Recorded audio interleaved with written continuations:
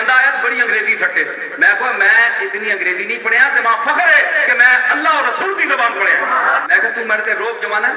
میں کہا کہ آپ کا مسکت الراس کہاں ہے, آپ کا مسکت الراس کہاں ہے؟ وہ سر پکڑ گیا, اس آقا مسکت الراس کا کہ میں کہا تو جو کچھ بیان کیتا ہے پہلے تو یہ دفعہ تو کیا کیا تے پھر آنکھ لگا کہ نہیں وہ بہوں آنکھ لگا. سنو ذرا یہ گلاں بڑے ذوق دی ہوندیاں, یہ میں تواڈے واسطے آیا گل چل پئی. اس آقا جناب یہ کی گل ہے؟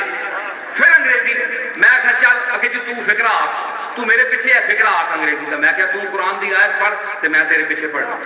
یہ پٹھی کی زبان دا کی ہے, بولی بھی پٹھی جاندی ہے, لکھی بھی پٹھی جاندی ہے. تے آنکھوں لگا کیوں تو پڑھ. میں کہا پھر میں کھیر پڑھنا تو پڑھ.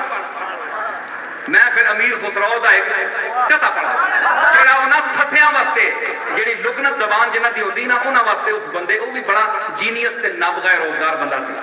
میں کہا تو پڑھ آ لق لمقل لمق لقل لم لمقل لق اندر دمقن دمق دقن دم دمقن دم آ لق لمقل لمق لقل لم لمقل لق اندر دمقن دمق دقن دم دمقن دق اب نرگس مستان تو ہم بے دل و حیران عاشق شمقن شمق شکن شم شمقن. میں کہا پڑھ بچو پڑھ.